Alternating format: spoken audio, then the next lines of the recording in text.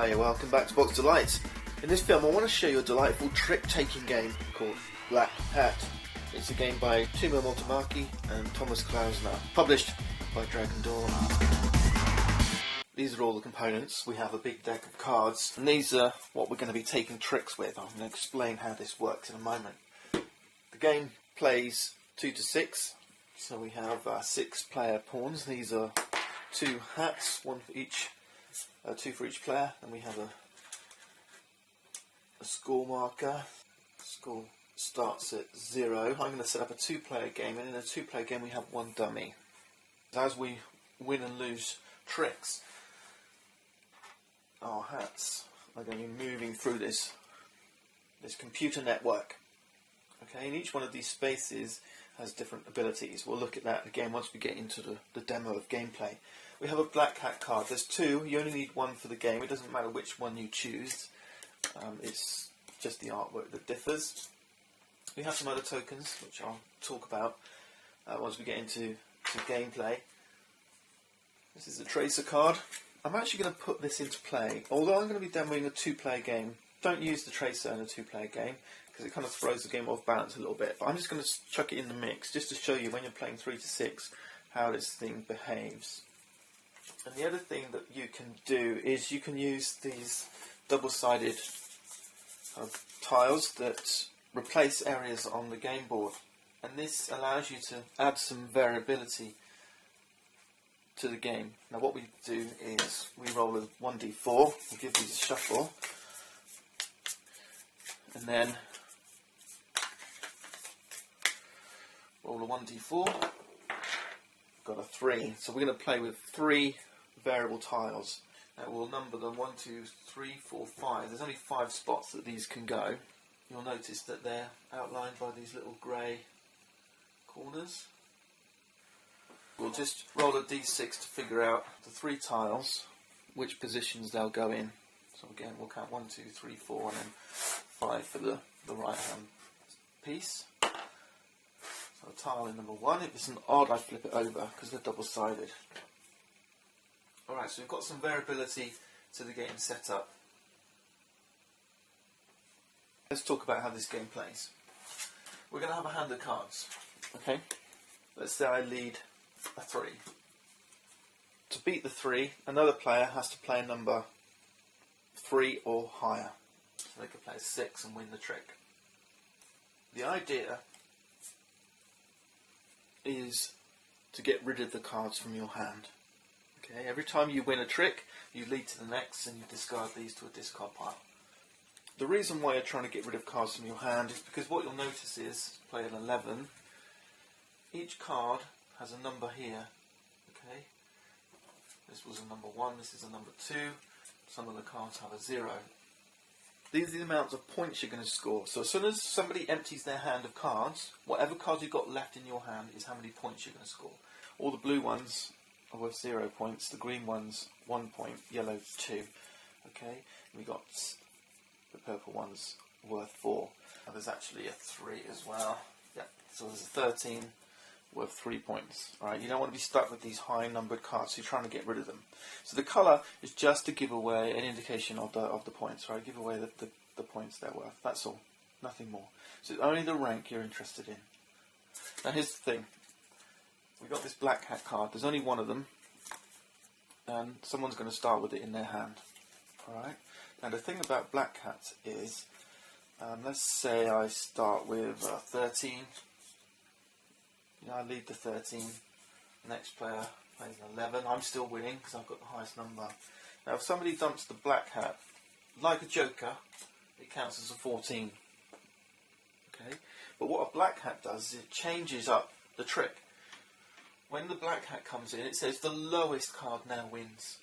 Okay, so in a 4-player game, you've got the 4th player is now looking to chuck out a low number down. Alright. In a 3-player game here, then the 2nd player would be winning because they have the lowest number. This is worth 14, remember. Okay, so that's what the black hat does. Not only that, when you have a black hat trick, okay, when someone plays the black hat, normally when you win, you see these cards just get discarded and then your hand gets smaller. In the black hat round, you actually get to pick cards up. Now you either get to pick up all the cards, or the number of non-jokers that the leader led with. So they led with one card. Alright, we'll talk about playing multiple cards in a second. So in the black hat round, you can either pick up all these cards and put them in your hand, or you pick up the black hat and then just one other card, because they led with one card. Alright, so what about leading with more than one card? You can only lead with more than one card if you have a pair or a triplet, okay? So I've got a pair of 2s here. I've got a pair of 1s. Now this then becomes the kind of suit. If I lead with a pair of 1s, what that means is not only do they have to get a higher number, but they also have to get a pair. So my opponent, to beat this, needs to play a pair of 1s or higher. A pair of 2s, pair of 3s, pair of 4s. Okay? So they might beat it with a pair of 2s. Okay? And they can't mix it up. They can't play down a 2 and a 13. Right? That's no good, because that's not a pair. They've got to follow. And if they can't follow with a pair, they can only throw away one card. So they throw away the 13. It doesn't win because it's not a pair. Okay? So this one's still winning. And then another player may come along, maybe play a pair of 8s. Now they become the winner. Alright? They've got the highest pair. The other thing you can do to form pairs and triplets is play jokers. So if you've got a joker in your hand, let's say I've got a beat pair of 8s. Well, what I could do is play the 12 with a joker, and the joker takes on any value. Now suddenly I'm winning because I've got a pair 12 and a joker. Alright, so that's player 1, 2, 3, 4, player 5. Okay? But the black hat behaves like a joker as well. And I choose to play a joker and a 1. Now remember what the black hat does? It changes everything to be lower than. Okay, so I have to play a pair, but then it becomes the lowest pair that wins. Now remember, our aim is to not score points. So we're trying to get rid of those cards from our hands so that we don't score points. Okay. Now the other way to score points is on this network. So everyone starts with one of their hats on the network. And you start with one here in public services and one in the internet cafe. Now you can see that this one is worth 5 points, this one's worth 2 points. Now what this means is, at the end of a round, as soon as somebody empties their hands of cards, we score the round, okay? So whoever empties their hands first is going to get 0 for their hand, because their hand's empty. Everyone else is going to start totalling up the numbers on their cards they had left in their hand. Remember these little numbers, alright? But also, they score the numbers where each of their pawns is on the map, each of their hats on the network. Now here's the trick. This is the nuance, and this is what makes this game so interesting, apart from the trick taking in the black hat, is that every time you win a trick, you get to move your pawn one space. So you'll be looking to come out of the internet cafe, because it's worth 5 points. So let's say orange player wins a trick, they follow the arrows, they win a trick, they get to move one of their pawns. They can choose which one to move, that's fine. Okay. Now let's say blue wins a trick. Each space on the network can only hold one pawn, alright? So they can't move in here. But what they do is they bypass every service, every location on the map that has a black hat pawn in there. Okay? So if blue wins a trick, they'll get to move one of their pawns. They could move this one if they wanted up into this spot, or they can move this one. And what they'll do is they'll skip this one. They'll skip this box is occupied, and they'll go into here. And now they've gone from 5 points down to 1 point. Alright? Now the next player, obviously, if they want to move this one out of the internet cafe, they will skip this one, they'll skip over this one. Then they've got a choice to go into here or here. Alright? And then if they choose this one, then they're going to be scoring 0 points. So that's how it works. We count the total of points in our hand, the points of the tokens on the board, and we'll keep a running tally of this. Lowest score wins at the end of the game. So how do we reach the end of the game? Well, the end of the game happens when one of these pawns reaches the critical asset right down the end here, which is worth -5 points. Right, we're going to set up and play 2-player. I'm going to be playing blue, my opponent is going to play orange, and then with a 2-player, you have a 2-player variant where you have a dummy hand. Just like in bridge, if you're familiar with bridge as a trick-taking game, there's a dummy whose hand is open, and one of you plays the dummy hand. Now the nuance here is that whoever is not leading will play dummy, right? And it makes some real interesting play about who's going to control dummy when, because you're trying to, dummy's open. So there's some real interesting tactics involved in when you want to be controlling dummy or fighting to control dummy, or when you don't mind winning the trick. Whoever wins the trick leads to the next, whoever's not leading controls dummy, and letting your opponent control dummy. Okay, so you have some real interesting play around dummy. So the two-player variant works really differently from a tactical level to the 3, 4, 5, 6-player game. Shuffled up the deck. Now we decide which player starts with the black hat, me or my opponent.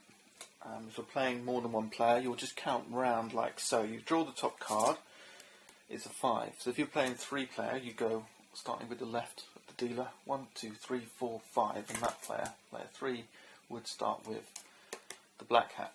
Okay.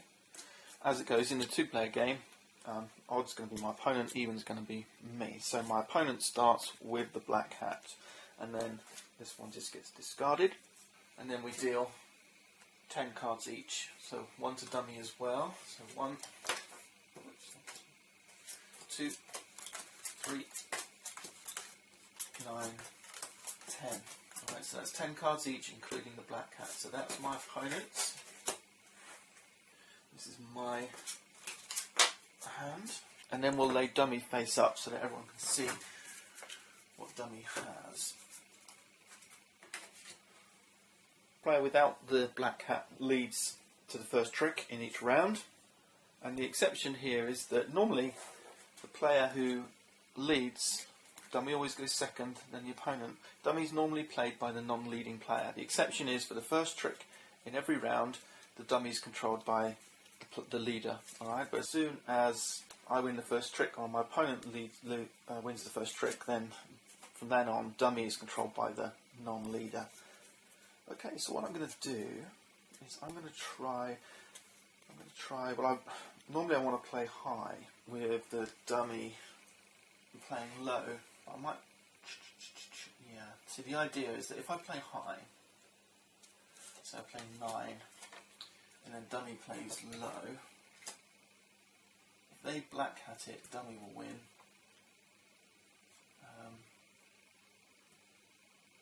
If they don't black hat, then hopefully I've got the highest card. So it looks like I'm going to lose this trick because I've got rubbish cards. So what I might do instead is try and play out a pair and see how we get on. Let's see how we get on. I'm going to play out a pair of 6s,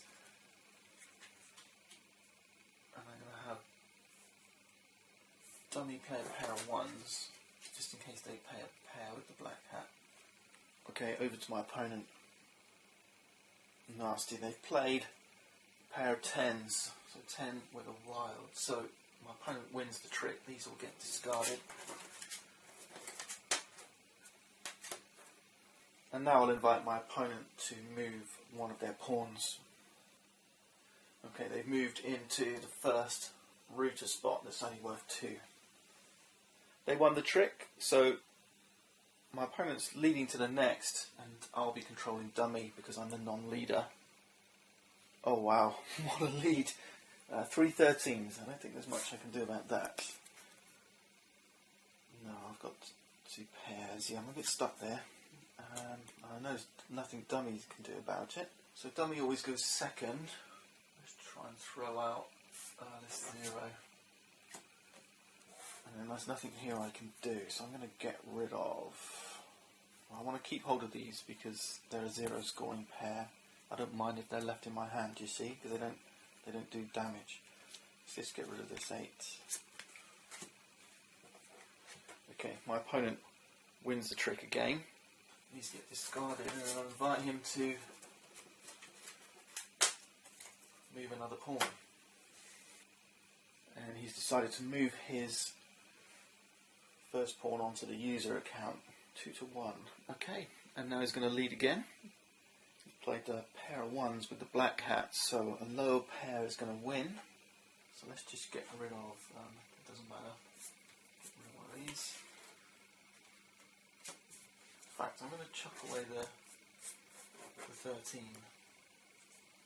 Remember, if he wins, he's got to pick cards up. So I don't want to give him something that he's to encourage him to pick up all the cards. And that's why I don't want to throw away the zeros, because he can take them and use them. So I want to give him something nasty. I don't want to give him the 3s, so I'll give him a 9. So my opponent wins the trick with his pair. Now he's got a choice. He can take either all those cards or the black hat and one other card. Yep, no surprises there. He took the 1. Right, these get discarded, and then my opponent can move again. We're not having much luck here. Okay, he's chosen to move his second pawn up to the first router here, and we'll invite him to lead again. Okay, I kind of expected that. That's the pair of 1s again, which is fine. He can keep doing that, but of course what that does is it gives me an opportunity to empty my hand. He's got to get rid of that black hat at some point, otherwise he's scoring 5 points. So I might play my 2 3s here. Let's get rid of, because it's dummy next. None of us have 1s, so there's nothing we can do about this. Doesn't matter really. We'll play this one from dummy, and I'll get rid of my pair of 3s. Okay, he takes back the 1 again. He's get discarded. And he's moved his second pawn to the user account. So he's sitting on 2 points at the moment. I've really got to win a trick. Okay, let's see how he leads. Well, he's still playing confident with his pair of 1s. Let's see what we can do. Well, that's alright. I'm just getting rid of cards at the moment.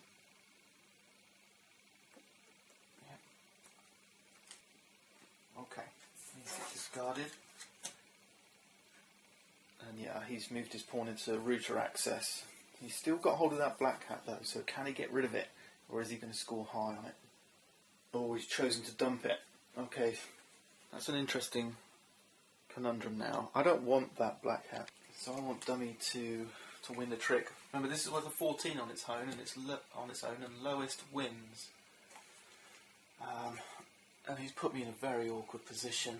Very awkward. Because the lowest card that dummy has is a 4, and my highest is a 4, so no matter what, I'm going to win this trick. I really didn't want to win it. Okay, let's see. Let's put down... Well, doesn't matter, let's get rid of the 9. I'll get rid of my 4. I win the trick. But he led no jokers, so I don't have to pick up any. I'll just take the black hat and discard the rest. Okay, he's controlling dummy now. I mean, I could hand this right back to him, but there you go. Right, I get to move one of my pawns, so I'm going to move this 5 off onto the 2 to get rid of these high points. And I want to try and win some tricks now if I can. I could play... He may have just handed me something good. I may just play my triplet and get my pawns into some good positions. Yeah, let's do that. I'm going to play my triplet. I know that unless he's holding a triplet, I might be good. So it's risky, but maybe this is what he's trying to do. Maybe that was a bad play. Let's see. If he wins though, my hand is empty and it's the end of the round. And he's scoring good and I'm scoring bad. Although he will be holding the black hat. He's got 1s. Okay, he's had dummy play 7. And he's thrown a 5. So I win. I'm going to pick up my 2s again. And these get discarded. We've got at most 2 more rounds left. Let's think. Now I've got a choice here. When you win a trick, you can either move one of your pawns forward, or you can move an opponent's pawn forward if they're sitting on a spot with a negative. So I could move me on here. I could move him off here. I could move him up here, which is going to net me 2 points. And that activates the denial of service. The trouble of moving his onto the denial of service. What denial of service does is it says whoever moves in here gets to move any pawn back to to the internet cafe or the public server. Yeah, I don't want to be moving. I don't want to be giving him that ability. I could skip this one into the 3 spot or into the honeypot. I think I'm going to skip this one into the honeypot. It's a risky tactic because now this pawn is blocked and can't move for the rest of the game. But at least I know he's scoring 0. But it does mean I've lost some control.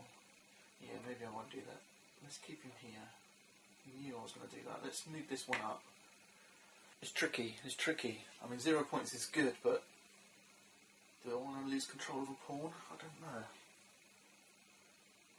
I might try and get Dummy to win. Put his in honeypot. I could move into this 3 spot, but that's not so good. In fact, it would be good if I win the next. Let's move him here. Let's move him into the 3 spot. Yeah, let's do that. Because now I might be able to get onto the FBI server. Okay, I'm going to win my trick again. My hand is empty. I'm playing my triplet. Dummy plays the 10. And then my opponent throws down an 8. Alright, let's get rid of these. I'm going to keep these again. This is the last hand, but obviously I'm going to move that in here. Now my pawn is blocked on the FBI server. It cannot move. But I now control this. And I move it down 1 spot. And it'll move down 1 spot every time I win a trick. But this movement's in addition to my pawn move. Okay? Once this thing gets down here, it's going to move to the public server here. And then from then on, if that tracer should land on a spot with another pawn, public server doesn't count, but let's say it moved over here, then you flip this over, that pawn goes off to tracer jail. Okay? Now this tracer acts like any other pawn, right? So if I was here, I could, if I was here, I could jump over it. Okay, you can't occupy the same place, but it can land on you. Alright, so that's the aim of the tracer, to put opponent's pawns in tracer jail and give them 5 points. Pretty mean, huh? Okay, this is the final trick and I've got to get rid of this card. So I don't mind keeping my 2s. I'm going to play out the black hat.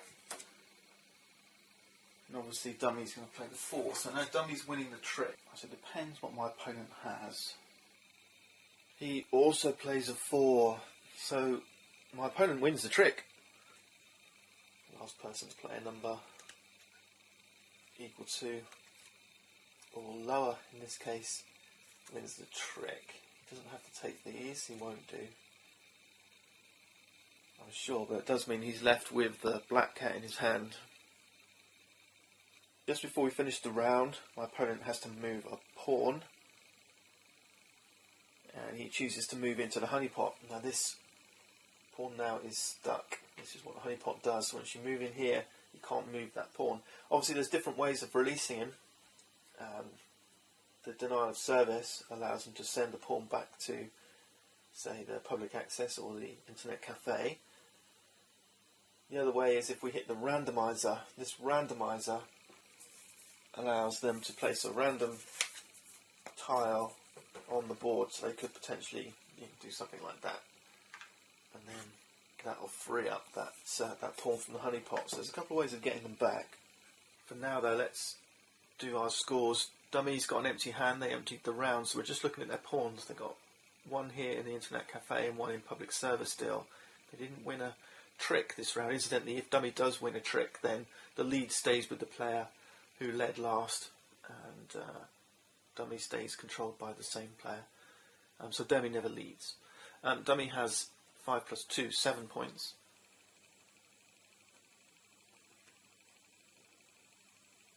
And now for me, well, I've got my pair of 2s. That doesn't count for anything. There's 2 zeros. Then I've got my 2 pawns. It's 1 point for the FBI server, 2 points for public server. That's 3 points. Happy with that. And now my opponent. So my opponent has 0, -1, and then whatever's in his hand. There's the 0 and a black hat, so 4 points in total. Pretty close after round 1. So now we've reached the end of round 1. Take back all the cards, leave the black hat, we'll reshuffle, we'll draw another card, decide which one of us gets the black hat. It's odd, so it's them. And then we'll keep playing until one of these pawns gets to critical access, or all pawns get blocked, which is pretty unlikely here. Okay, I think we've explained everything. The only other server tiles we've not explained, I think, the exploit. We don't have one on the board, but here it is. If you place a pawn here, then you get one of these plus-minus tokens. They're double-sided, and you can place this on any other server that you wish. I could potentially, place it here and bring this FBI server down from a 1 to a 0. Or maybe with his stuck in the honeypot here, I'll make it a +1. That's it. I hope you've enjoyed the demonstration. The game's called Black Hat. If you like trick-taking games like I do, this one is full of nuance. Absolutely love it. It's a really good game. It plays quite quickly, and obviously it depends on the strategies being used and how quickly those pawns get to the end. And with so much variability, there is a ton of replayability. And don't forget, I showed you at the beginning how this board was double-sided. So you've got, a lot harder stuff going on here, and obviously the pawns are going to be all in the way of each other as they squeeze into this narrow corridor towards critical access at the end. Great little trick-taking game, fabulous for game group, and a great little 2-player variant as well. That's it for now. See you next time.